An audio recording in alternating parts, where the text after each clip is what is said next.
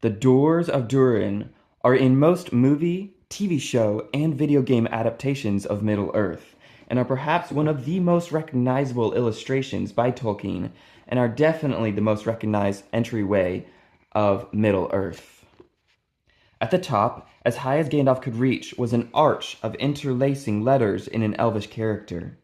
Below, though the threads were in places blurred or broken, the outline could be seen of an anvil and hammer, surmounted by a crown with 7 stars. Beneath these again were 2 trees, each bearing crescent moons. More clearly than all else, there shone forth in the middle of the door a single star with many rays. "There are the emblems of Durin!" cried Gimli. "And there is the tree of the High Elves," said Legolas. "And the star of the house of Feanor," said Gandalf. "They are wrought of Ithilden that mirrors only starlight and moonlight, and sleeps until it is touched by one who speaks words now long forgotten in Middle-earth. It is long since I heard them, and I thought deeply before I could recall them to my mind." "What does the writing say?" asked Frodo, who was trying to decipher the inscription on the arch. "I thought I knew the elf letters, but I cannot read these." "The words are in the elven tongue of the west of Middle-earth in the elder days," answered Gandalf, "but they do not say anything of importance to us. They say only, 'The Doors of Durin, Lord of Moria. Speak, friend, and enter.' And underneath, small and faint, it is written, 'I, Narvi, made them. Celebrimbor of Hollin drew these signs.'" In Amazon's Rings of Power Season 2, Episode 5, we see Celebrimbor and Narvi reveal the doors after they had just crafted them. In Episode 2 of the same season, Celebrimbor reveals his new art of Ithilden, the moon writings that would go on the door.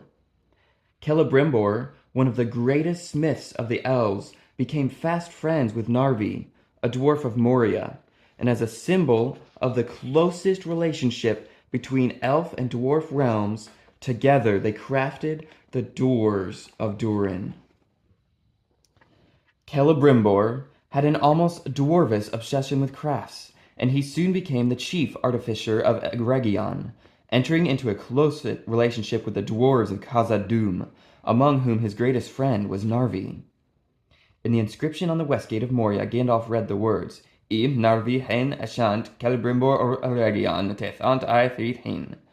I, Narvi, made them. Celebrimbor of Hollin drew these signs." The Fellowship of the Ring, Part 2, 4. Both elves and dwarves had great profit from this association, so that Eregion would become far stronger, and Khazad-dûm far more beautiful, than either would have done alone.